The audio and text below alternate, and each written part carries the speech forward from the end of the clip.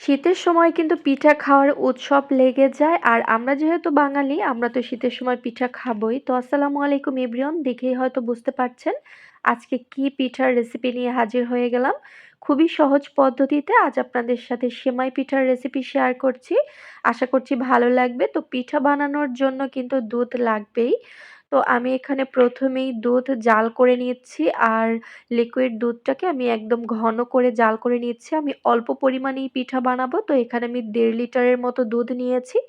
দুধটাকে ভালো মতো করে জাল করে এক সাইডে রেখে দিচ্ছি, আর এখানে নিয়ে নিচ্ছি প্রায় 1.5 কাপের মতো পানি।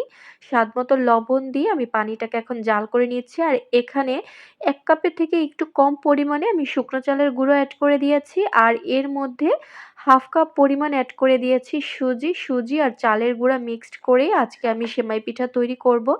তো 2 মিনিটের মতো আমি ঢাকনা দিয়ে ঢেকে রাখছি। এতেই কিন্তু চালের গুঁড়া আর সুজি সিদ্ধ হয়ে যাবে। খুব বেশি সময় লাগবে না। প্রথমেই কিন্তু নাড়াচাড়া করা যাবে না। অবশ্যই পানি দিয়ে তারপর একটু ঢাকনা দিয়ে ঢেকে রাখতে হবে। 2-3 মিনিট ঢেকে রাখার পরে দেখুন খুব সুন্দরভাবে কিন্তু সিদ্ধ হয়ে গেছে। পরে আমি একটি বাটিতে তুলে এখন হাতে সহনীয় গরম থাকা অবস্থায় আমি ভালো মতো করে ডোটাকে মেখে নিয়েছি। আর ডোটাকে এখন আমি একটি বাটির মধ্যে রেখে ঢাকনা দিয়ে ঢেকে এতে কিন্তু ডোয়ের উপর ড্রাই হয়ে যাবে না। ডোটা সফট থাকবে, পিঠা বানাতে সুবিধা হবে। তো দেখুন পিঠা বানানোর জন্য আমি বোর্ডের উপরে ছোট ছোট লেচি কেটে নিলাম। আর এভাবে হাত দিয়ে ঘষে নিলেই কিন্তু খুব সুন্দর পিঠার শেপ তৈরি হয়ে যাচ্ছে। আসলে বলে বোঝানোর কিছু নেই, আপনারা তো দেখেই বুঝতে পারছেন। আর এই পিঠাগুলো কিন্তু আরো ছোট আর চিকন করেও বানানো যায়, তবে আজকে আমি এই পিঠাগুলো একটু বড় করেই বানিয়ে নিচ্ছি।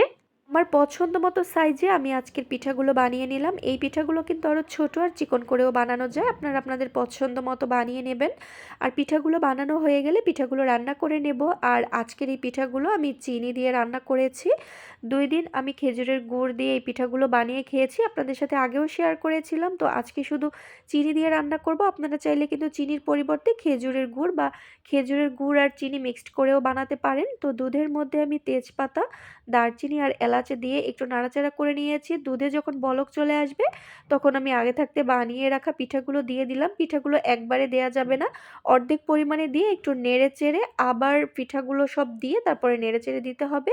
আর এই পিঠাগুলো কিন্তু 5 থেকে 7 মিনিটের মধ্যেই হয়ে যায়। তো এর মধ্যে আবার আমি স্বাদ মতো একটু লবণও অ্যাড করেছি। যারা মিষ্টি খাবারে লবণ পছন্দ করে না তারা কিন্তু চাইলে স্কিপ করতে পারেন।